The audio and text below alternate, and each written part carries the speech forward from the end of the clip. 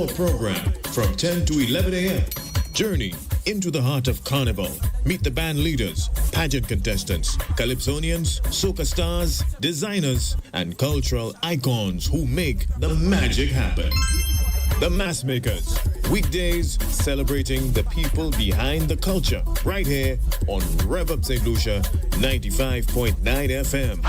Don't miss it. I tell you I hot already. Mass Makers brought to you with the compliments of Susie's Variety. You are the guru of groceries. You have a heightened awareness for lower prices.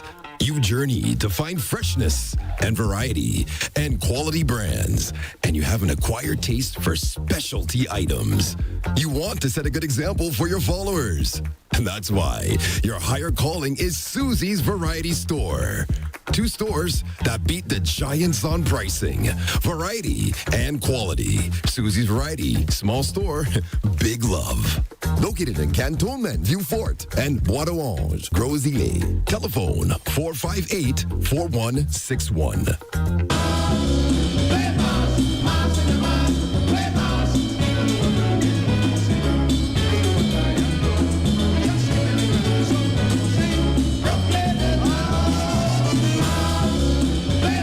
Hello there, good morning, good afternoon, good night to our listeners and viewers in St. Lucia and across the globe, especially those of you checking us out on Facebook, on YouTube, on X Live, and also on DBS Television Live.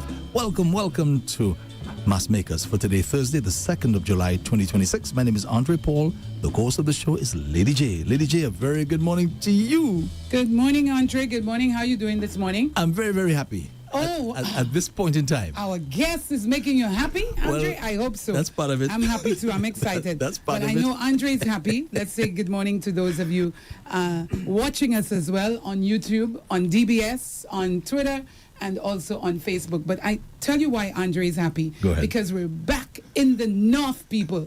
We've been off for Monday and part of this morning. Even when I was driving through, Andre, I couldn't get in. It was a whole lot of static. Mm-hmm. So while we were waiting to come on for Mass Makers, Andre checked and he got excited. He sounded like a little baby. Even he was so excited. Even our guest had to ask what was going on. Our guest thought something was wrong. Yeah. Something happened. I'm born excited. again. I'm born again. Mm-hmm. Free at last. Free at last. Okay. Yes. So big but Andre, thank we you. have a very special guest in the house. We certainly do. Someone that I admire, someone that I would say I look up to, someone that I think is one of the most intelligent persons, and that someone might say no because he never gives himself all of that credit, but I think it's important for me to say what I said. I think so too. And, of course, we're talking about no other than Dr. Adrian Auger, who is the creative director of Tribe of 12. We gave him our own position of owner of people. We are not taking that back. That is REV-UP positioning for him. But his position is official. Creative director of Tribe of 12. Yes. So let me just say a little bit about him. As far as we're concerned, he owns it. Yeah. Andre, I love it. Good laughter for this morning. Yes, people, he's the creative director. One thing about Adrian, he don't give himself titles, and that's what I like about him. Yeah. He just gets the work done. Too humble for that matter. Yeah, he just gets the work done. So let me just say a little bit about Dr. Adrian Auger, and we call him Adrian, and he's cool with that, is one of St. Lucia's most celebrated cultural icons, an award-winning writer, poet, producer, designer, and one of the Caribbean's leading creative visionaries.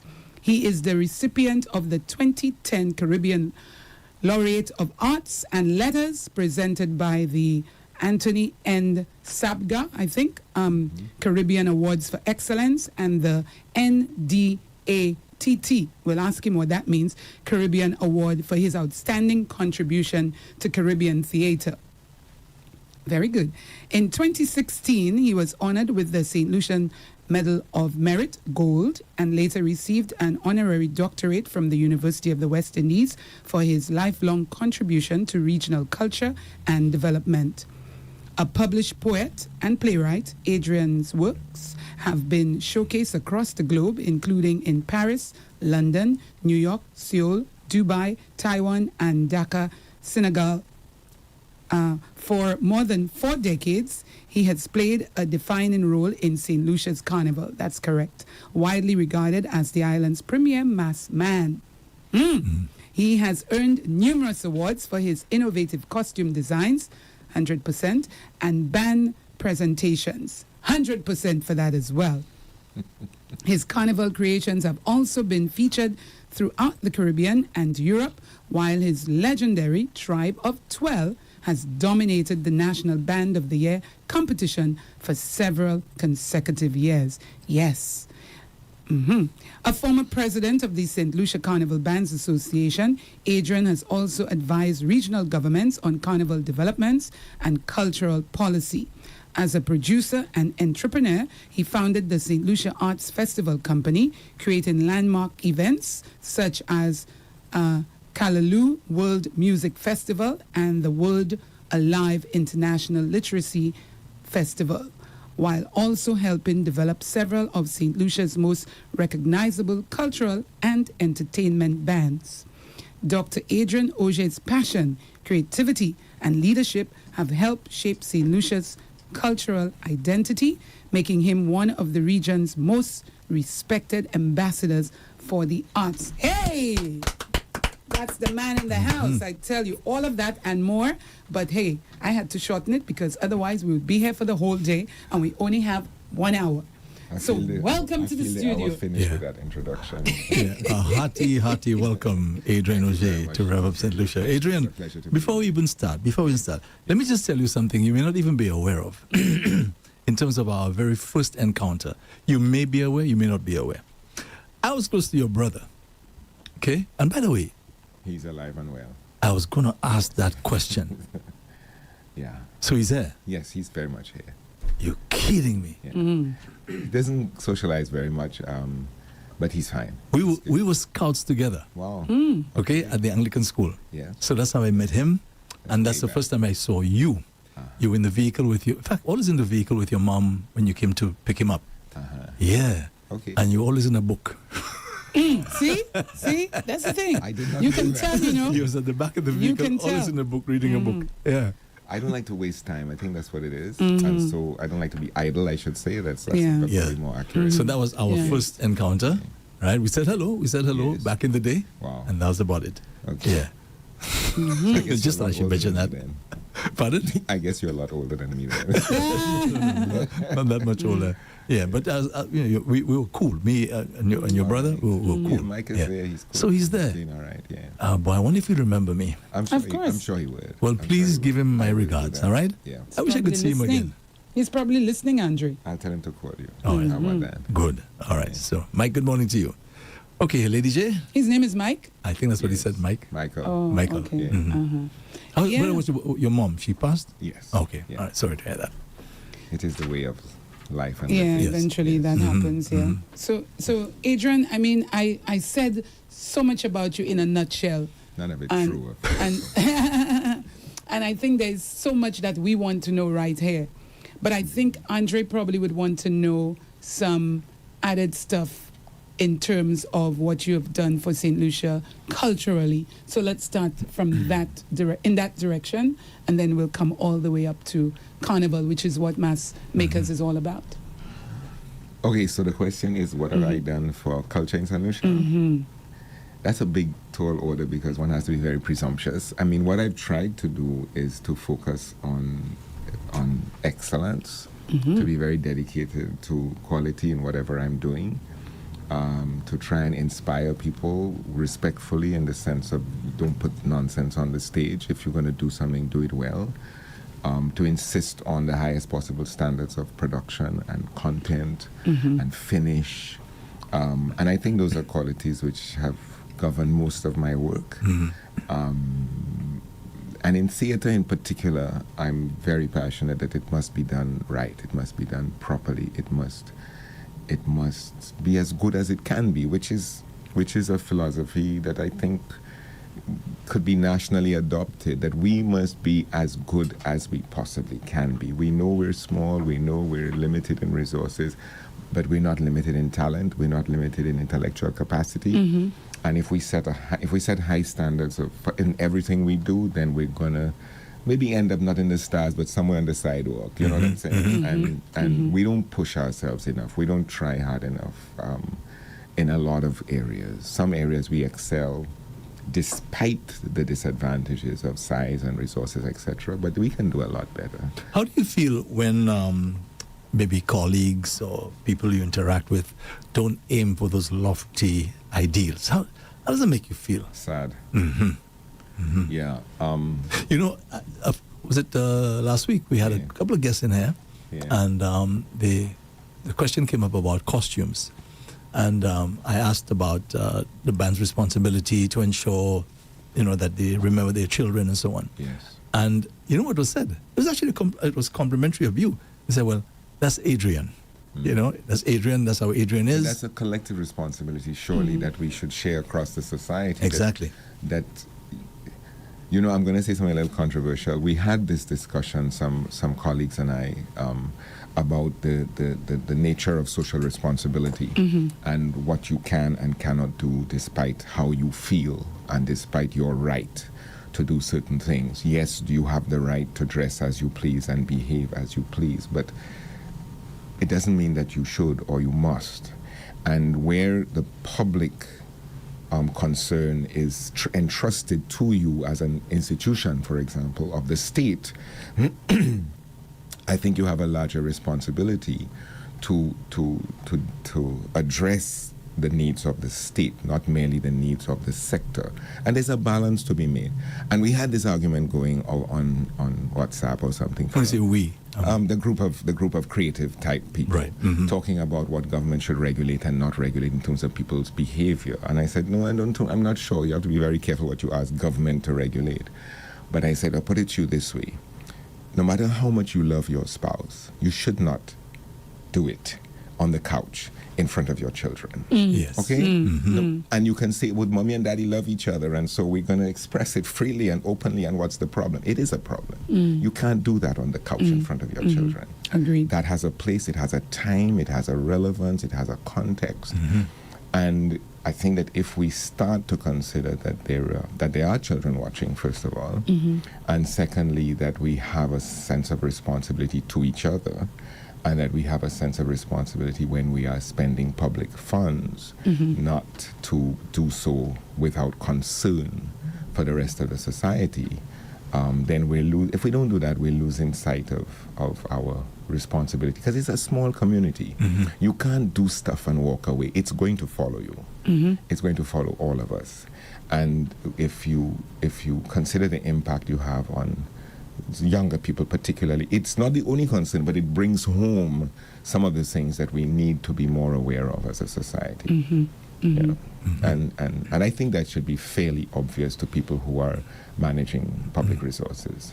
Who would you attribute those values? those values? Yeah, those values to. Is that your mom, your dad? Definitely. I mean, I had two wonderful parents. I can never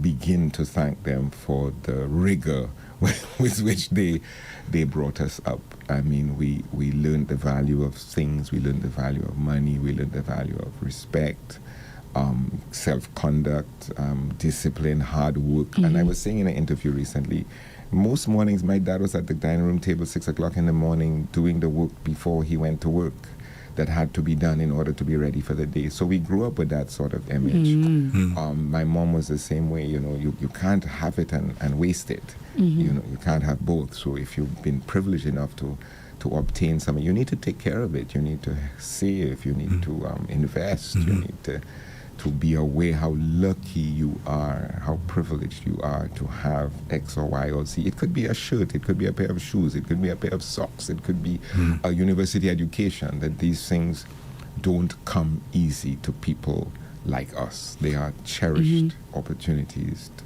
that you have to deserve, and you have to continue to help other people to deserve it. So just a little story. I was sitting on a bus in Antigua, part of a St. Lucia delegation going to a conference, and the lady sitting next to me, who was also from St. Lucia, she said, Miss Oja, you may not know this, but I need to tell you, your mom put me through school.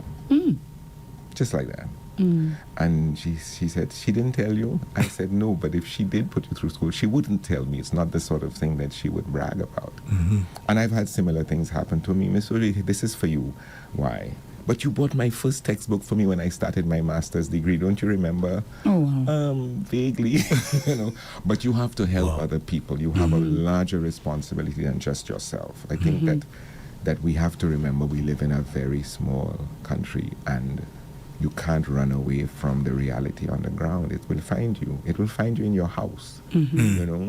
So those values that you espouse, do you think, because you brought it now into the carnival, for example, you've kept those high standards. Oh, everything he does. Yes. And in your opinion, has it paid off or? Oh, handsomely. And not in the way that you might think in terms of financial reward, because even in the case of Tribe of 12, we don't make money from carnival. We do. It's a very expensive hobby, really, but it is a labor of love. It is a labor of personal development. It's a labor of community. It is an exercise in training, passing on knowledge.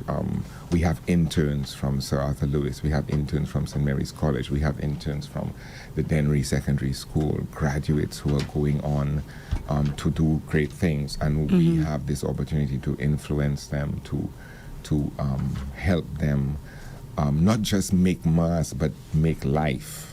Because the pursuit that we are involved in is not just the cutting and sticking and pasting of things. It is the building of skill and talent and understanding and discipline too, because you have a task. It has to be done to a certain standard. So we think of ourselves as uncles and aunties, and we embrace, we adopt, we include, and this is one of the reasons why I can't allow you to describe me as the owner, because we are actually decidedly anti-ownership. This is like a cooperative. Israeli is like a cooperative. And any money we make goes right back into the band if there is a surplus after we pay our bills. And we've decided that we need to keep Carnival affordable. We need to keep it accessible. And the many months we spend making mass, literally creating the Carnival that we wish to participate in, has to be a shared, larger experience that benefits other people besides our own egos. So it's not about the winning, it's not about the money, it's not about any of that. It's become something much, much more communal, much more uplifting. And we get great joy from involving a wide variety of people in the production.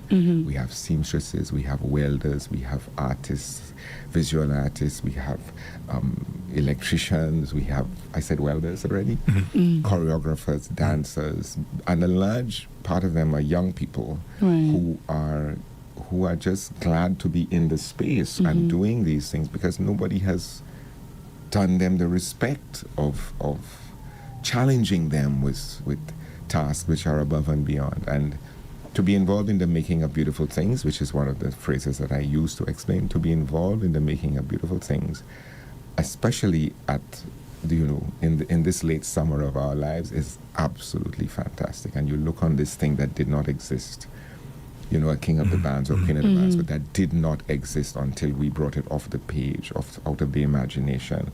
It's a tremendously empowering thing. But just before we continue with the carnival, just a side thing. Everybody, once we hear what Adrian Auger, we automatically think of carnival, right?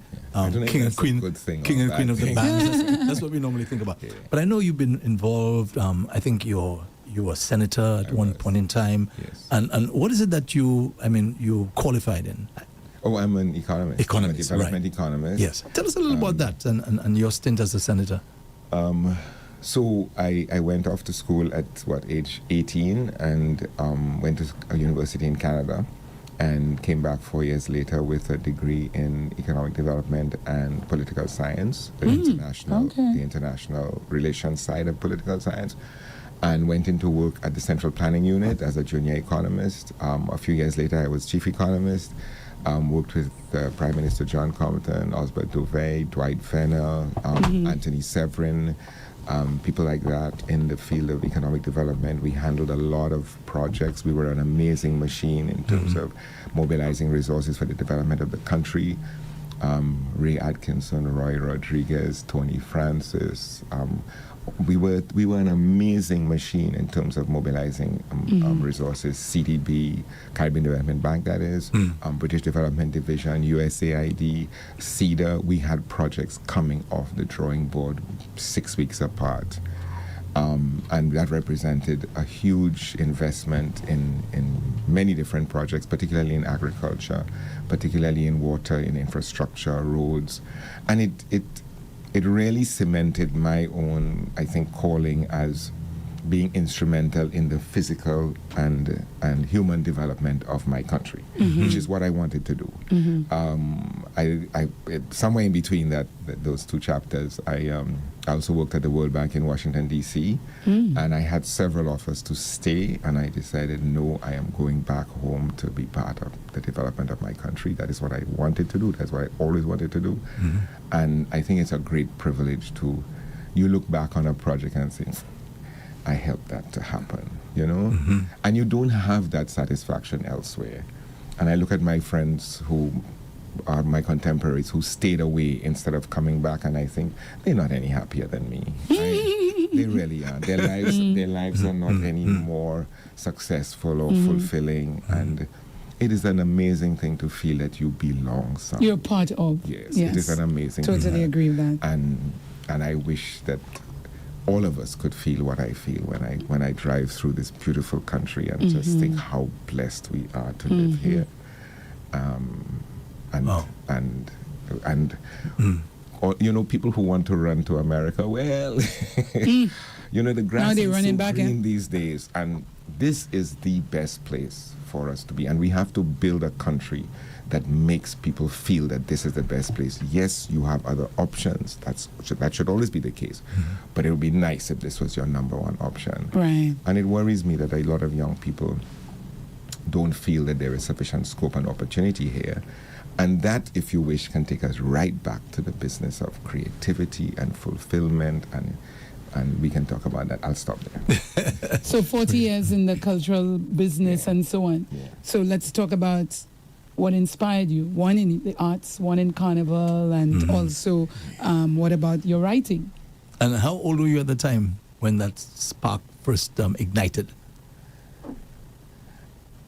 I don't have a clear answer to that because life isn't always like that, you know. Like there's this one single moment. I think it's been a continuum of. I used to fly in on a Liat and just be overwhelmed by the sight of St. Lucia through that little 2x4 window on the plane. Sure. I don't feel it so much now. Maybe I'm older and less idealistic. But I used to be filled with a kind of joy and think, oh my God, look at home. And you know, it's just home. It's a wholesome feeling about the place where you belong. So certainly in my childhood, with my parents who were very involved in the artistic life of the country, through Creative and Performing Arts Society, through Arts Guild. I mean, I grew up with Derek Walcott in my house, you know what I'm saying? Okay. Roddy Walcott lived in our house when we were away for a couple of years. Charles Cadet, Bam Charles, Pat Charles, all of these people were part of Joyce O'Geese. These people were part of my childhood. And to understand what they were trying to build. You know, I remember when Sesen was discovered in Monrepo, and these city folks, including my parents, felt, no, we got to make this something important. You know, there's this amazing short whale down in Monrepo. Nobody knows about her. We're going to bring her to the Caribbean stage, and that's when Sesen was discovered. And then appeared, if my childhood memory is correct, then appeared at the first or the second Carifesta in Guyana. So we understood that we had something to offer the world. You know, we had something unique and beautiful and wonderful and valuable to offer the world. And I've always felt that way. And even if I went to my first Broadway show at maybe 18 or 19, I said to myself, yeah, we can do this at home. This is not something to sit in awe of and think, oh my God, we can never do this. No, we can do this. We have more talent here than mango trees. Let me tell you. And even Derek said it, the Caribbean somehow manages to produce artists that it really does not deserve, because we've not been investing as we should in our artists, particularly our young artists.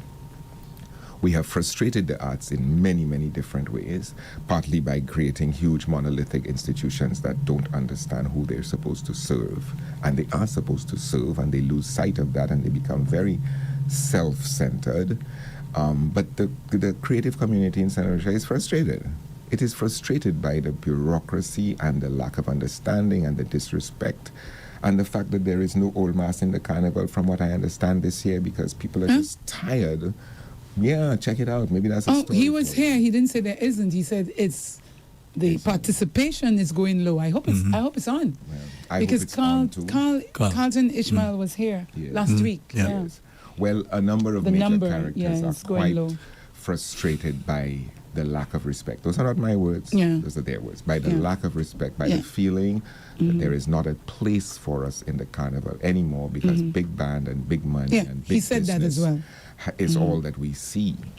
And we can talk about that if you wish as we go on. He did mention that, Andre. Carlton was there, and he did mention that. These things are all connected. These things are, if you concern yourself with the quality of life in this society, then you will recognize that the soul of the country is really the most important thing. And that's what we're losing sight of, because we've created all of these monolithic institutions that are not connected to the people. And hats off to the Prime Minister in his remarks about the CARICOM Heads of Government Conference, that CARICOM must mean something in the daily lives of the people. And he's right. If the daily life of the people does not include an understanding and appreciation and an awareness of what CARICOM is doing for them, then it's really quite pointless. It's really quite pointless. So hats off to him for saying that. I think it's a value that we need to keep sight of, that all of these institutions need to question their own relevance, their own effectiveness. Are you transforming lives? Are you touching people where they need? Are you imposing your vision, or are you asking people what they want and helping them to achieve it? These are very, very vastly different strategies. And I think that's where we need to refocus a lot of stuff that we do, a lot. So when you're ready, we can talk about that too. So you've won countless awards in Carnival as mass man, yeah? Well, again, we, because I have the great honor and privilege of being assisted by an army of people who worked until 1 o'clock last night, for example, to bring these dreams to life, these shared dreams to life. It cannot just be Adrian's vision and Adrian's needs and Adrian's wants and all of that ego stuff. If I have a concept or a design for the band, I bring it to the core. And I said, is this something that you would like to do? Is this something that we would like to do? And then you have buy-in, and people ask questions, and they will query your emphasis on X or Y or Z. And collectively we decide, okay, this is the endeavor that we are going to do this year. And I remember when we did For God So Loved the World, which can be quite touchy in terms of the religious connotations of such a grand title, I had to ask, are we comfortable with this? Are we comfortable with making that statement? And we were, and it was absolutely wonderful. But it could not have been wonderful unless there was collective buy-in, because you're touching people's soul, you know. But I remember a woman on the side of the road at down by the market where the judging is, and she had tears in her eyes, and she said to me, "Thank you, Mr. Oshie, this is what we come for." And she had tears in her eyes. You don't forget those moments if you talk about sparks. You don't forget those moments. The woman says, "Thank you, this is what we come for." And she's a visitor to the island, a St. Lucian visiting for Carnival. You don't forget these things. Then so in other words, what you, in your opinion, is a good, truly an unforgettable costume and presentation?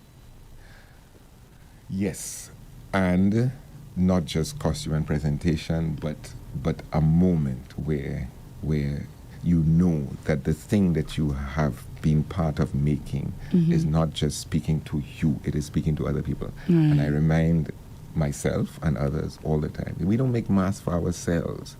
Mass is not an indulgent, self-indulgent thing. It is look at me, but it is also look at us. You know what I'm saying? You have to feel yourself, yes, but you have to feel yourself as part of a larger thing. And because it's culture, and culture is about us. It's culture, it's about us, it's about what do we want to say when we have the world supposedly at our doorstep looking at us, you know, the great camera of, you know, tourism marketing, etc.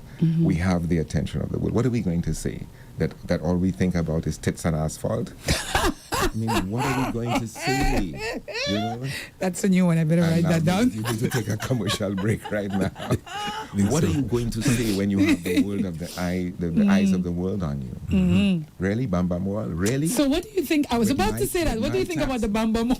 With my taxpayers' money, that's what you decide to feature. Yeah. Meanwhile, that's what we're spending money on that. Meanwhile, when they're looking for footage to market St. Lucia Carnival, I am told they cannot use the footage from other bands because the people get on the stage and they turn their bottoms to the judges. Yeah. And they cannot use that to market St. Lucia. So I am told, and subject to verification by the authorities, that they use the Tribe of 12 footage. But it is hell to get Tribe of 12 the kind of support and public assistance. It is not easy. It is not easy. And we can talk about that as well, the way the subvention has disappeared? The way the prize money has not been improved, the way that you are sort of tolerated, the way that even King and Queen of the Bands is not promoted as a major part of the show. And I'm not just talking about the things that affect me or my group. Steel pan. We have one steel. Am I correct? We have one steel pan. All about that. One steel pan fixture in the program. Panorama. We have dwindled to what? 3 bands now? 4 bands? Maybe 5? Well, I'm told Kiddies Carnival only has 3. Kiddies Carnival, I understand, has 5 bands, down from 10. 12. Adult Carnival has 10 bands, maybe down from 20. Whoa! Yes. So Adrian, what do you think is going on? Is it on the part of the authorities, or maybe people just not don't interested have the money anymore? or something? Yeah. When they hear, for example, they are the ones who have to foot this bill and foot that bill, it probably demotivates them. Maybe. I'm asking, what do you think? What's going on? I think that in a nutshell, that we have excluded the people from their own festival. If you look at old footage, because it's good to argue from fact rather than opinion or emotion. If you look at the old footage of Carnival, and maybe this is just me being nostalgic, but I don't think so, because you can ask St. Lucians about it, how they feel. If you look at the old footage of Carnival, you see a mass participation. You see a popular festival. You see people of all walks of life, which is what Carnival used to represent. All walks of life mingling, equal, at a time when the society was much more stratified. Carnival was a time of everybody is one, all of we is one. Somewhere along the line, it became about big money, big band, big marketing. And we have excluded the people from their own festival. I don't think it's a sustainable formula. I think the dwindling of the number of bands is clear indication. And then so now we have this product, but it is not an universally marketable product because the cultural content of it, which is the authenticity of it, is very difficult to find. So we're coming down the road as a band from Mega G, and there's really nobody watching us anymore. There's nobody watching us. You used to get to Sunny Acres, and there was a large crowd of residents who would come down the hill. That has dwindled. You used to get to VG Roundabout, which was like a hub. It was like, it was almost as good as the stage, kind of. That was a hub of vendors and chicken smoke grilling and families and regular folks on the side there by the VG airport. That's dwindled to almost nothing. The VG stretch going down by Northwest, nobody. The round the corner by the Saab, who used to be another little cluster, nobody. The boats that used to come in along the waterfront are at least one or halved. two. They're halved. They're You're right. halved. You're And I ask about it, and people tell me there's just nothing to see in the festival. There's Oh nothing my. to see, there's nothing to feel, there's no ecstasy that moves other people, there's no awe, there's no splendor. It's just a bunch of very self-indulgent people getting it good, as we say, and not considering that there is a public dimension to the festival. Even the place where we are judged, there is no room for audience. None. So we are on a stage performing for a handful of judges, but there is no public. There is no public. There is no space for the public. How can we be presenting Carnival to judges? Well, Andre, do you think because of we are going into this online, watch us online kind of thing, that's what they are going for, the organizers? Because no idea. in as much as you want to stay home and watch it, I think the best place to be is right there, Right. live, watching. Even the best place to be actually is in the band, participating. And we just came, Tribal 12 was invited to Martinique for Carnival in Yes. February. And I think people need to go there and feel how the Carnival is still owned by the people. by the people, by everyday ordinary Martinicans dress up in whatever they please and enter into whatever fantasy they wish, and 60,000 people on the streets of Fort-de-France. That's the minimum. They say between 60 and 100,000 people on the streets of Fort-de-France participating in their festival. We have lost that. Yeah. I remember coming down the street by Valmore, and it wasn't big enough because there were so many people on the sidewalks watching us. That used to be a little crush. It used to be a bit of a nightmare coming from the boulevard. But the people were out enjoying the festival. Now you don't see that, you don't feel that. So you feel, it's very lonely, I think, actually. Because if you're not doing this entirely for yourself, but for, an audience to appreciate, like putting on imagine you put on a play and nobody comes to the Yeah, theater. that's depressing and disappointing. Yeah, you there dancing up for yourself. Which is okay, but still which you need is- an audience. It's not enough. It's not enough. And the cultural content of the festival really needs to be rediscovered. I think there are some signs that is happening, but it cannot be superficial. It cannot be artificial. It cannot be by the way. It's really a returning of the festival to the people that has to happen. Everybody else can stay and play along and make their money and all that sort of thing. That's fine. But if the festival has no soul right now. So, Adrian, what about what the people want? If the vast majority of the people are saying, well, this is what we want, aren't the band leaders sort of obligated to give them what they want? But who are these people that are saying that? The revelers, whether Which St. revelers? Lucians, whether overseas. Well, You have to pinpoint if you it's have those to in the band or decide. those out of the band. Yeah. Well, first of all, there's no universal reveler. There are many people who would like to have the full spectrum of options. So, for example, you should really have small bands, medium bands, and large bands. There's nothing wrong. They can coexist. Yeah. I tried very hard when I was president of the Carnival Bands Association to ensure that all levels survived. Yeah. Because if you decide you want to start a carnival band based on your family, your peers, your whatever, you should be able to enter into the carnival as a Red Indian or an Angel or whatever it is you want to be. You should have that access. This is a popular festival. It is not a tourism product at its core. It has become that, and there's no reason not to explore the economic opportunities the benefits, of the carnival. But it is the economic opportunities of the carnival, not some commercialized version of it, which is not sustainable. Grenada and Dominica are surpassing us. Let's get real. Yeah. With the sheer authenticity of the experience. And I have a house full of young people. This is not Adrian saying this. I have a house full of young people every carnival.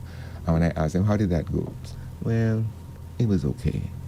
Carnival cannot be okay. Carnival has to be ecstatic. A blast, It has to be yeah. a blast. And adding more alcohol and louder music is not what moves people. People need awe and splendor and emotional catharsis, all the rest of it, to feel, yes, that was great, and I'm going to do it again. So what we have done, and the large bands know this, is that we have gone wholesale into one end of the market, but there's several other market segments who are being completely omitted, and that's not sustainable. Because these very self-indulgent young people will leave you, and they will go to Grenada, and they will go to Dominica, and they will go to Vincimas, and they will go to Trinidad, if only to see what's out there. If we want them to keep coming back, then we have to give them something that touches their heart and soul. And what that is the creative and cultural dimensions of the carnival. It cannot be another pink feather.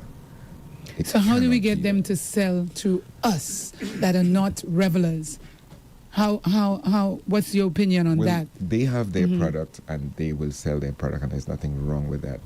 What we need in the festival is more inclusivity. You don't tell people what to do. You incentivize others to do what you think is necessary. And this is the role of the state, and this is the role of the authorities, to make sure that small bands survive, that medium bands survive, and the large bands who are highly viable commercially, they sell out in 5 minutes. The website crashes. You know, our first month Sayoni. So they don't need the assistance. They can earn certain rewards like marketing support and so forth for what they bring to the tourism table. But culturally and creatively, what we need is for a wide range of participation and for smaller entities to be viable. Do the bands have gatherings to discuss these issues collectively? I mean, you're touching a sore point. That sort of discussion used to be reflected in the work of the Carnival Bands Association, but I think that association has largely has become very singular in its view. And you can just again check the facts. The number of bands has dwindled from 20 odd bands to, I understand, 10. I am at a little bit of a difficulty to name the 10 of them. I'm aware of about 5 of them. We at Tribe of 12 do our best to lend support, material support to smaller bands if they come to us. But there is a trend which is reflected in the fact that you can't find costume makers. The art is dying. I understand that Queen Show dresses are being imported. I may be wrong, but I know a number of seamstresses who are not working for Carnival because gowns are coming in. There is not a St. Lucian ethos in the design of either costumes or evening wear, or even the talent segment is under budgeted. You know, but we spend a lot of money on the Queen Show, Does it go to the creators, to the people who generate the creative content? I would say it does not generously. And so we have to ask ourselves, okay, why are we doing this? If it's not to build the sector from which it originates, the creativity comes, then we have to ask ourselves, why are we doing it? There's a lot of window dressing, but the core of the thing is underfunded, in my view. But Adrian, I mean, you're an very influential person. You would think so, eh? I would hope so. You are. I would hope so. Don't the authorities, the powers that be, don't you have their ears? I need more than their ears. I need their full body. I need their hearts and souls to understand and do more than just listen or just hear.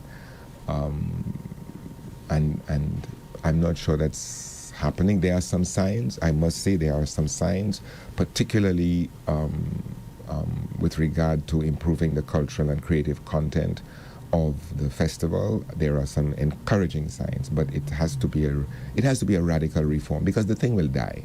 That's my prediction. It will die. And it will become increasingly meaningless, and then it will be more expensive and more difficult to bring it back to what it was. So we have to save the carnival now. I don't know whether this is a fair comment, but I think the Calypso is suffering. I've listened to the offerings. We have the live streams on the screen in the mass camp. We can't go to tents, so we have to listen. Right. And I think there's a lot of progress still to be made. T.C. Brown has a wonderful song about Calypso and what you do them. Why they treating you like that? I think it echoes what we said about the old mass, not finding a place, not finding a value, not finding a welcome, and the carnival is being driven and controlled by people who are very commercial in their interests and who do not consult and who do not believe that they are there to serve the practitioners of the art of carnival or the arts of carnival. So that agenda needs to be redefined, in my view, and where the money is not where the mandate is. So there's a whole repurposing of the festival that needs to be rethought. I've written about it. I've sent documents to the authorities. I've begged for stuff to be rethought. But the commercial instinct is alive and well, and it's not easy for them to reform their thinking, apparently. How old is Tribe of 12? Tribe of 12 started in 2015, and with I think 50 people, we won Band of the Year in our first year. But you also need to understand that it was a deliberate and conscious departure from the formula of the big band that Rituals was becoming. And I decided that that's not the carnival I want to play. That's not the mass I want to play. This money-driven, sponsor-driven, bigger numbers, more this, more that, more this. And when it got to, and I saw bands putting ropes around their VIP sections, I was disgusted, to tell you the truth. Why? Why? Because that's not what carnival is about. Carnival is all we is one. It's not about I pay more money than you, so I deserve to get it better. Oh, I never thought it was that. I thought it was because you didn't want the outsiders to jump in the band. But it is the People's Festival. So we could jump in your band and disrupt your band? No, but you will find people will stand respectfully on the side of the road and watch you. And this presumption that I don't want to rub shoulders with the rest of the people in whose streets I am playing my mass, that's a very dangerous sentiment. But where it came from is, particularly with VIP, particularly with the VIP sections, was to protect people who had paid more money from having to deal with the regular folks on the sidewalk. Now, if I am passing... I never thought so. Well, now you know. And that's a dangerous... I'm not telling you that they don't have a right to feel secure and all the rest of it, but it is a dangerous way to go about it visually, for a set of us to be better, exclusive, protected, roped off, is contrary to the very spirit of the carnival. Find some other way to do it. But visually, to have a fence around the privileged few is contrary to the very spirit of carnival. And it was the beginning of the exclusion. And here we have the end result. There is nobody watching the carnival. So you got what you wanted. You got what you wanted. So I need to ask, because you touched on that. You said one of the things that you tried to do is to divide, so small, medium, and large. Not to divide, to coexist. To coexist. Careful. I thought is divide. important. Okay, yeah, coexist. But I thought divide meaning my divide word there. Yes. I was speaking of in terms of financing what you would win. No, I'm it's totally not that? no. I'm okay. totally opposed. So explain what you mean by small, medium, and large at the end of the carnival. Who gets, in your opinion, not what's happening now, but what you were trying to do or what you did when you were the president. The association consists of a wide spectrum of people. Less capable, more capable, better sponsored, not so well sponsored, well funded, not so funded, highly marketable, not so marketable. The business of the association is to make sure that all of its members thrive. Some people need more help, some people need less help. Everybody needs respect. Right. Okay? Everybody needs legitimacy. Everybody needs to be recognized for their effort. The small, medium, large is just a description. It's not a life sentence. Hopefully your small is growing into medium and your medium is growing into small, etc., etc. So we have to see it as a continuum. It's not a cage. It's a continuum. So you have to look as an association at the least advantaged members within your membership and say, how do we help these people to grow? How do we address the problems that they are facing through no fault of their own? If they need design assistance, let's make it available. They need a mass camp, let's make it available. There are no more mass camps. Is that a good thing for the festival? Is it? You tell me. And as I have addressed to the authorities, you say carnival must evolve. And in some respects, that is to say that we are the dinosaurs refusing to evolve. Fine. But what is it you want me to evolve into? A meaningless indulgence? I cannot do that. I cannot do that. And there should be space in the carnival for those who want to have meaningless indulgence and for those who wish to have something a little bit more. And that's what I'm talking about, small, medium, large. The small bands tend to be content driven, which is to say, I want to play a mass. I feel I'm going to play Romans or Indians or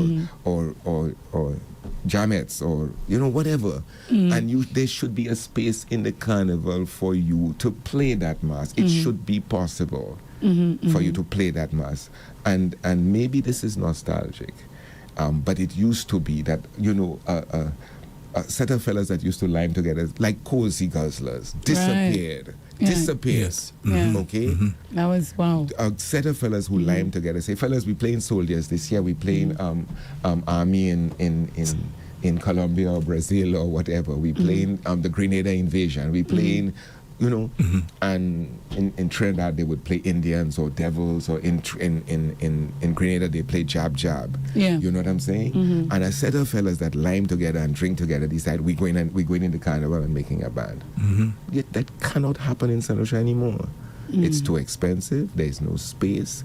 That whole ethos of all of us can participate is gone. And then you will not get any support because they changed the subvention from everybody doing something gets something to who has the greatest numbers. So they changed the subvention to, if you're big, you get more. So some bands now get 6 times what a little band would get. But don't you think that's right?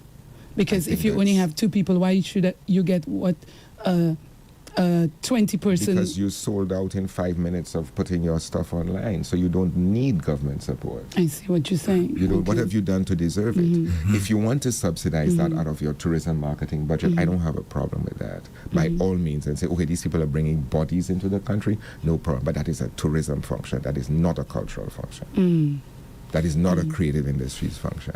You know what I'm saying? This was a subvention that went to the Carnival Bands Association for assistance to its members who were all facing similar problems of space, resources, upfront money, because carnival materials are extremely expensive.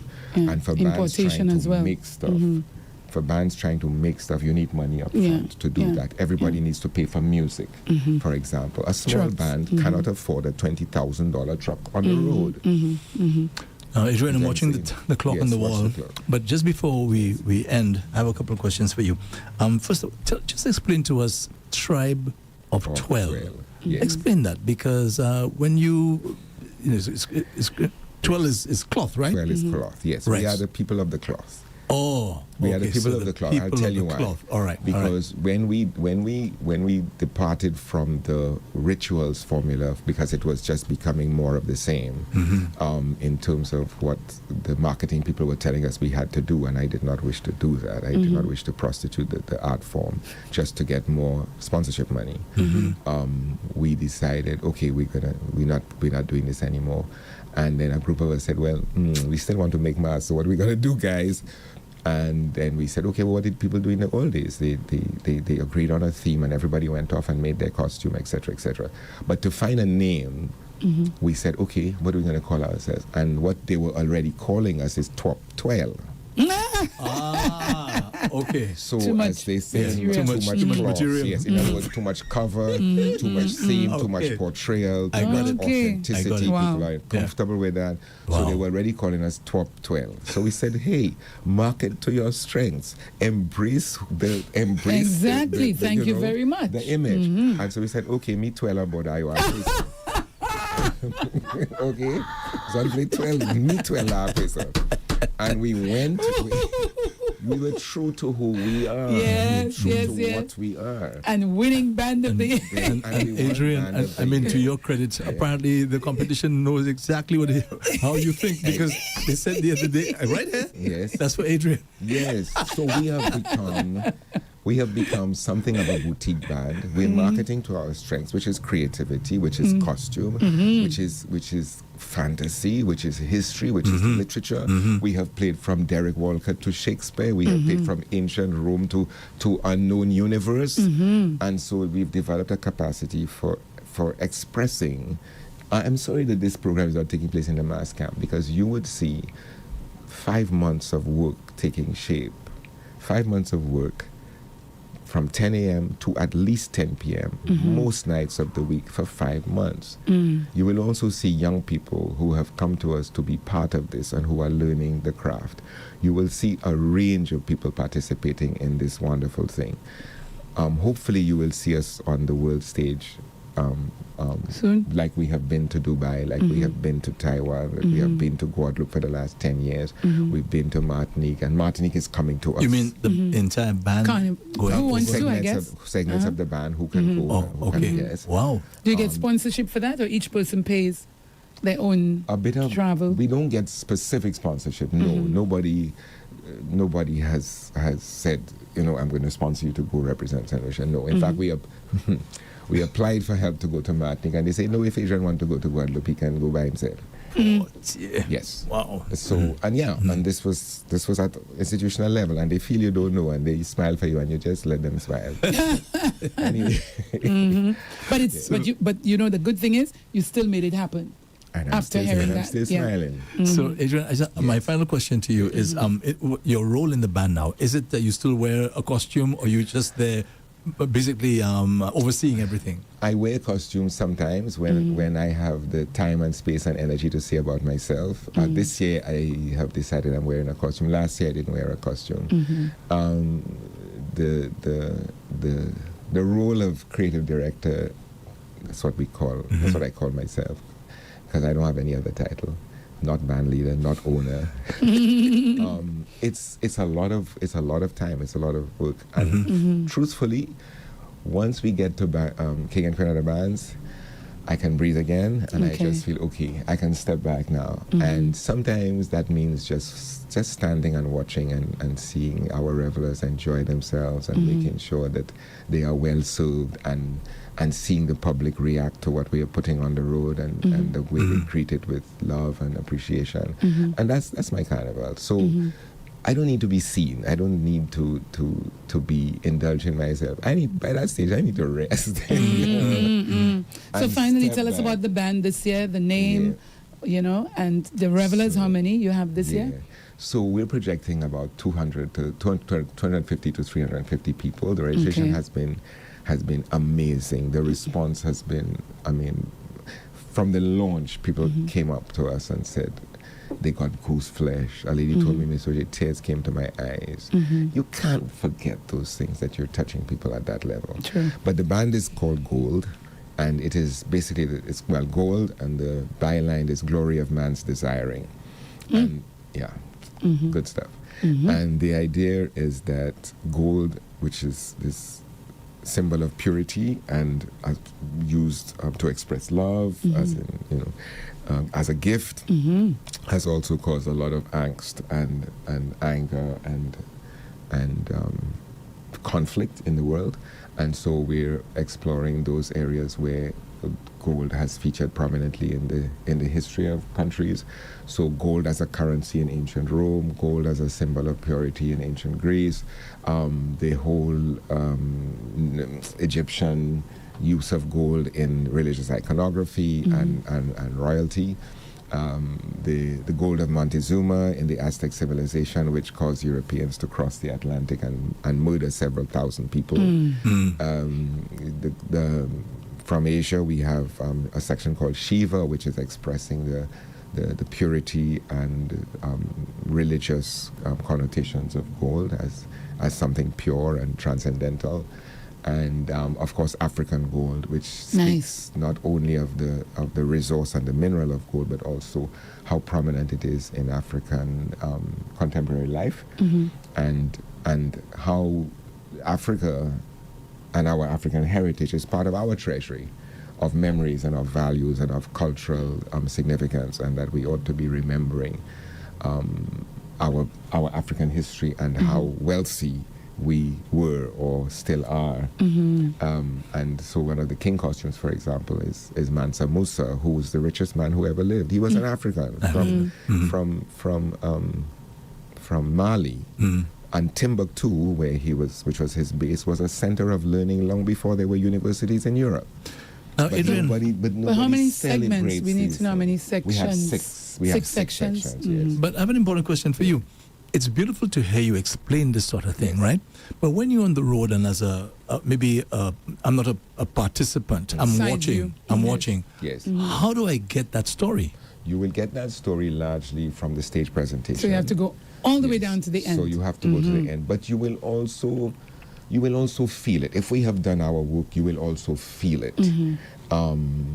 And that's probably the most important thing. Not so much the intellectual, historical journey, but you will feel from the portrayal, from the beauty of it, from the sheer magnificence, which is something that we are deliberately aiming for.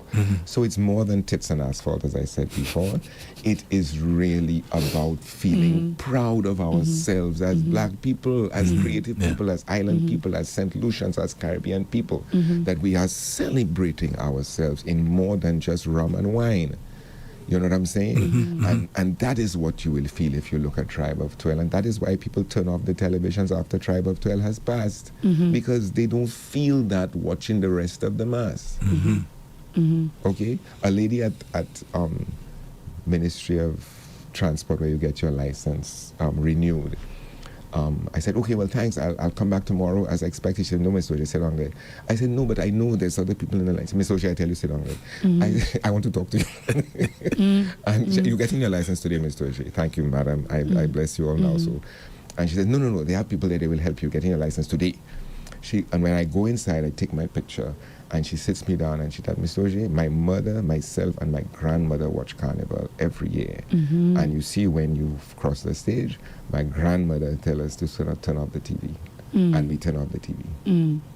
Because there's nothing else to watch. I didn't make that up. That come and meet me where it come from. You know what I'm saying? Yeah. So you cannot ignore the fact that your own people, whose tax dollars you are spending, are feeling that irrelevance in a festival which used to be one of the most significant expressions of diversity and tolerance and coexistence in the entire historical spectrum of our society. True. That is where white people and black people and brown people and green people and labor and étoile and everybody come together, Flavo, come together and play a mass, because it was the great equalizer. And it was the great equalizer. That's an education. Go ahead. Speaking about asphalt, Yes. I asked this person who was here, what about the fact that you have children who'd like to go to watch? Yes. And don't you have a responsibility to ensure you Very protect them good. and so on? Very good. And the response I got was that, well, if you as a parent, right, you know what's happening out there, just don't take them. What's your response to that? It cannot be a parental responsibility to police behavior of people on the public street. That is why you have laws about indecency. That's why you have laws about behavior in public. That's why you don't piss in the center of Bridge Street. That's why you have a certain state responsibility to protect children from things that they are not ready for. I think that's the most unfortunate answer, because you are in the public street. If you want to have an orgy, rent Pigeon Island and stay there. Okay? If you're on the public street, then you have a public obligation to conduct yourself in some way properly. Yes, Carnival is an exceptional time. It is about drinking and having a good time and whatever, but you still have a social responsibility. And consider somebody on the far right of the moral spectrum. You spending their taxpayers' money to expose their children to things that they don't approve of. They also have a voice. They also have a right. They also have a responsibility. And You cannot come on the public street and then tell me hide my children under a blanket or something, because you are going to do what you don't want them to see. And we are back to the business of making love on the couch. No matter how much you love your spouse, you don't do that. Children, go to bed. Mommy and daddy want to do things in the living room. No, you don't do that. And as a society, whether or not it is easy or whether or not it is comfortable, we have to have those conversations. We have to draw some line somewhere, okay? So then if your physical behavior is acceptable in public, then let's go with cussing, let's go with the whole, you know, obscene language is now acceptable.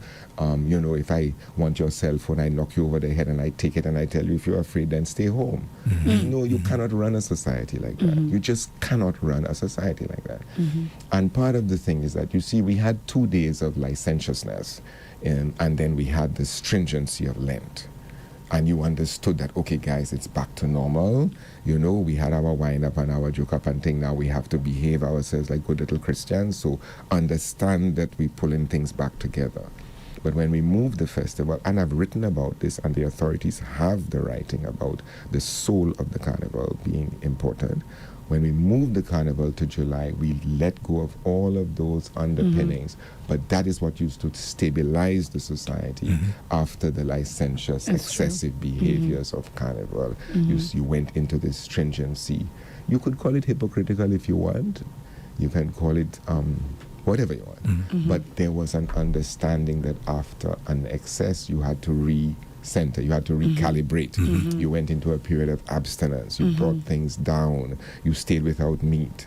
You know what I'm saying? Yeah. So the society had certain guidelines, certain levels that caused it to return to a normality. Right now, cricket is a fete, carnival is a fete, elections is a fete. Everything is a party. Everything is a party. So we have adopted this superficial understanding of ourselves that as long as you're getting it good and there's some rum passing there, don't worry about that. Just cool out yourself. Adrian always talking and want people to be serious about everything. But we have a country to manage. We have young people coming up who are the future. How are we empowering them to run the society when we are gone? How? And the ministries has this information out for band leaders to pick up condoms. What do you think about that for carnival? Well, if you're going to behave bad, you might as well be safe. So let's not be the moral police. Carnival is about, as I said earlier, there's always a certain self-indulgence in the carnival. That is the nature of the thing. But it does not mean that it should not have some boundaries. Everything cannot be. So if you're going to get it good on, Carnival Monday, yes, by all means, I prefer that you have some protection. There's an education that goes with that. Which is necessary. It's just not here's your license to be lewd. It's that if you're going to have fun, then please be responsible. That is in keeping with most of our STD prevention campaigns. It is in keeping with most of our family planning sorts of norms. Don't be irresponsible. First of all, protect yourself because there's STDs. Then secondly, don't bring an unwanted child into this world, please. That's the last thing you want to do for, because you had 2 extra glasses of rum. Don't do that. That's a lifetime of consequences. And you may not be ready for parenting. You may not be able to provide what you should provide.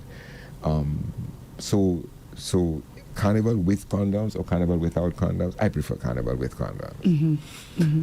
Adrian, I could listen to you for the entire day. Yeah, we need to bring you back, Adrian. Okay. And not carnival time, just another time, Andre. Anytime you wish. Yeah.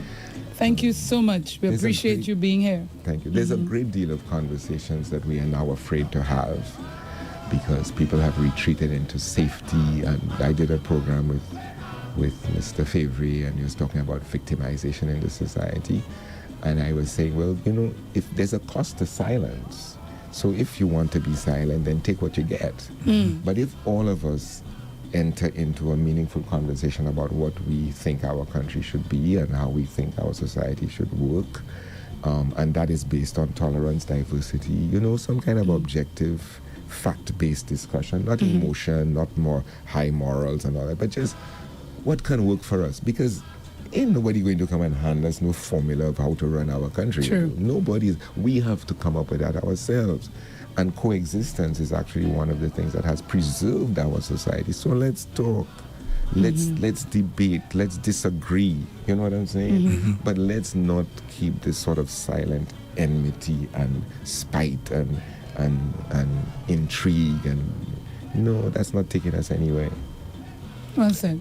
Alrighty. Yeah. So Okay. we've got to end the Mass Makers today, Andre. And we want to thank you for being here.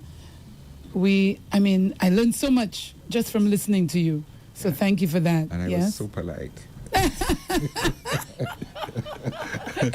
Because sometimes I get very, very passionate about the future of, And I wanted you to be passionate because when it comes to Andre, he wants the passion. No. You can be polite and passionate, but sometimes you have to let go some big words in their ass too, because sometimes that's all they understand. Sorry, apologies to the children out there. Okay. Edit that out. So thank you very much, Adrian Auger, Creative Director of Tribe of 12 Carnival Band. That's right, you, and sir. more. Yes, Thank a you, whole lot DBS. more. Thank you, those of you watching us. We can't read any of these because we gotta go. But thank you for the comments on Facebook, YouTube, and Twitter. Yes. So Thank you. of St. course, Lady Lucia. J. Thank you. Thank you very much. Appreciate that. So Lady J is going to be with you until 3 this afternoon. Then from 3 until 6 is going to be Zen the DJ with Afternoon Overdrive. So the REV-UP Center is coming up next. So this has been Mass Makers for today. Join us again tomorrow morning, same time, 10 o'clock for another Mass Makers. Yes.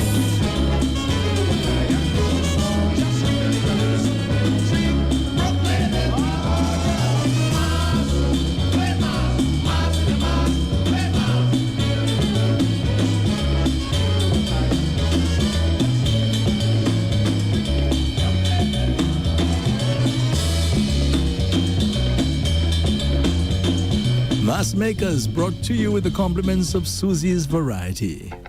You are the guru of groceries. You have a heightened awareness for lower prices. You journey to find freshness and variety and quality brands. And you have an acquired taste for specialty items. You want to set a good example for your followers. And that's why your higher calling is Susie's Variety Store. 2 stores that beat the giants on pricing, variety, and quality. Susie's Variety, small store, big love. Located in Cantonment, Vieux Fort, and Bois d'Orange, Grosillier. Telephone 458-4161. This carnival season, rev up St. Lucia 95.9 FM. Fix